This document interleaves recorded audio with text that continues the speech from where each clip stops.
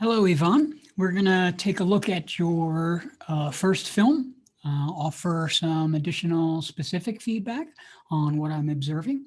So I've got it queued up here, and we'll get to watching here. All right.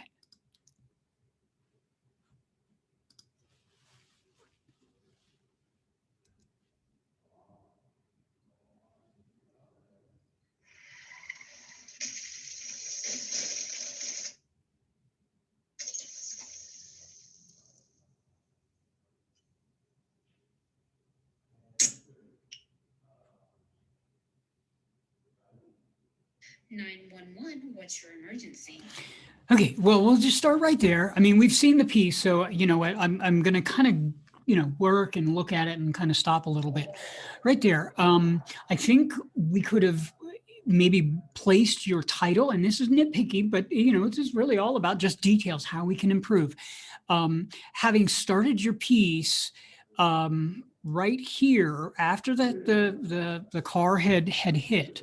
So right here, we get that audio, we see there, right? We see something just happened, right? We see this car bouncing off in the corner there.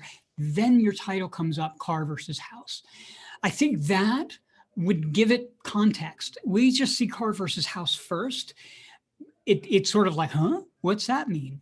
And so I think if we see the accident first, that would have it would have given it a little bit more context. So I think that works really well. That would have worked a little bit more to your advantage.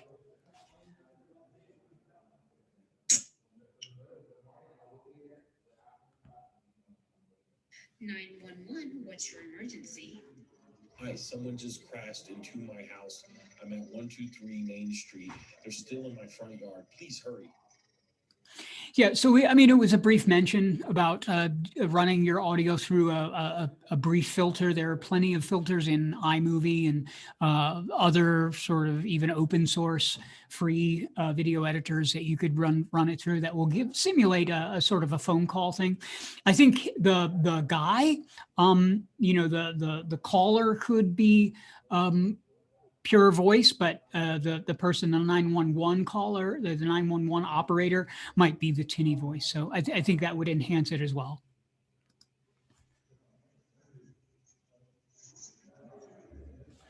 So you chose there, and I think that's a good idea. You chose to fade to black and then bring it back up. A few others chose in their pieces what are called jump cuts, where it just kind of jumps to a different point in time showing. But you chose to fade to black and bring it back up. So it's sort of a personal choice where it almost looks like you're blinking into another time. I think all that works fine.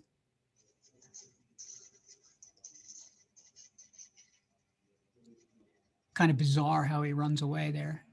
Okay, so now we're in a different piece of footage. So here's what I would have suggested. You have this in black and white, and it kind of then you pop it into color after it hits, or right there. I would have left that black and white. I suggest keeping this black and white, the surveillance black and white, and then your footage handheld color. Or the other way around to offer more contrast. So we have the surveillance footage, the security footage. So you're offering more variety. You got a very short piece here, but I think you could offer more contrast in the film by juxtaposing that. It's a very simple thing, but it will offer more variety within the piece itself. The colors here are really cool though, the purples and whatever. I think that works well. So I'd go with color on your. Labor Day weekend. Crazy. This girl got in a fight with her boyfriend and drove her car right into my house. So what could have been really fun with something like this, and this is just, I say could have and all of that, this is just all about sort of like brainstorming about how pieces could go and like, what could I learn next time? As I've seen this piece, I watched it a few times or whatever, And what could have been really cool is as you're describing this, we got this footage where you're kind of looking at it and you're describing this girl got in a fight and she crashed in the house. If you had had maybe like this cool, like, I don't know, overhead diagram of your house, and then you had like this, illustration of the car where it crashed into your house or whatever, and then you could have had like, where they were sitting in the car, you could have like boyfriend driving or something, just something kind of peculiar and odd there, that would have again offered a little bit more variety, that would have sort of come in here where you're talking and you're like, boyfriend, got in a fight, crashed into house. You're seeing the diagram of where they crashed into the house, that kind of thing. You might have, there's a bunch of you might haves, but I think that would have, again, offered a little bit more variety to the piece, which could illuminate some stuff.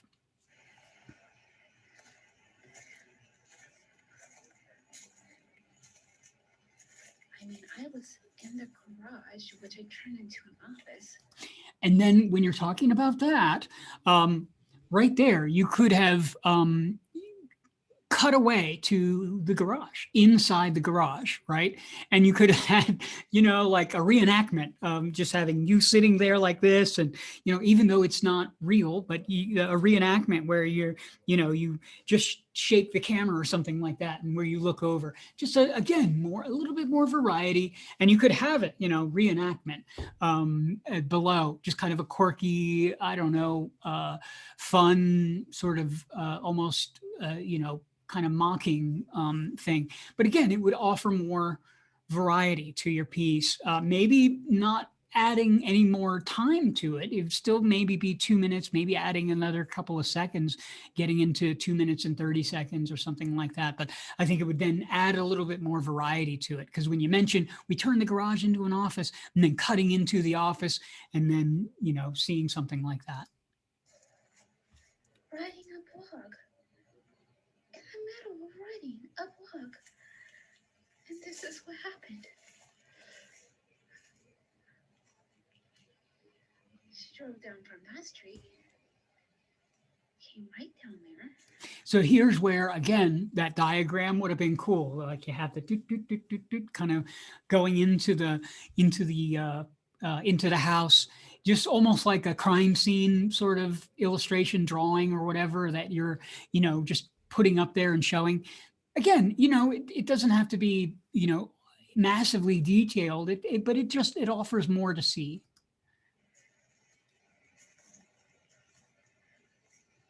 And drove into my house. And I like these. I think this is really interesting. We did talk a little bit about, you made some phone calls to the insurance. Here, if we went back to black and white, we'd know that this is the surveillance once again. You've got the data up there as far as the time that indicates that it's surveillance, and that's all cool. But having that contrast, all of this stuff just illuminates and kind of takes your piece to another level.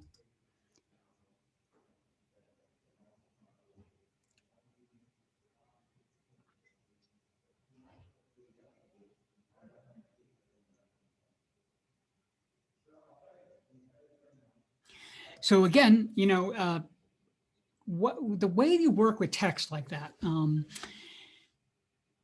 So there's 3 steps really to the to text. When you have text for someone to read that come onto video, the very first thing is that text shows up and the audience recognizes that it's text to read. So the very first thing is they're not starting to read it when it first shows up. The very first thing that happens when an audience, when they see text, is, oh, there's text. I have to read it. The next thing that happens is the audience decides whether they're going to read it or not. I mean, and all this happens relatively quickly, but we're talking about a couple of seconds, a second or 2, where they first go, oh, there's text. 2, am I supposed to read it? That's the second thing. Then they begin to read it. It's the first time they're reading it. So people read things at different rates, right? At different speeds. So all of that you have to kind of take into consideration as you're putting text up there. There's all sorts of strategies that you can do. You can put one line at a time up there to kind of give it to them in little bites, that kind of thing. Or you can put it all up there, make it really bold, that kind of thing. There's different strategies for helping the audience sort of consume the text for that. For most of us, the time that you had on there, I think was okay. But understand that there's those 3 steps that happen. The audience recognizes there's texts to read. Second, they make a choice as to whether they're going to read it or not. Third, they read it or not. They read it. Then they have to kind of consume it and so on. So bear that in mind when you're using text. What you can do in the future for your credits is it's fine to have your name over and over again. But what you could do is just have your name and then just producer and then /editor /911, just instead of having your name a bunch of times, have your name and then all the things that you did. And then your Scott Moreau, the voice actor and whatnot. So you could have that there as well. So that's what I have. Just some basic feedback, how you might be able to take your piece to another level. I really like what you have here. I think you've got a really good framework for something that could be a lot of fun out of something that was a horrifying experience for you, I'm sure. So I look forward to seeing more of your work, and we will see you in the studio. All right. Bye-bye now.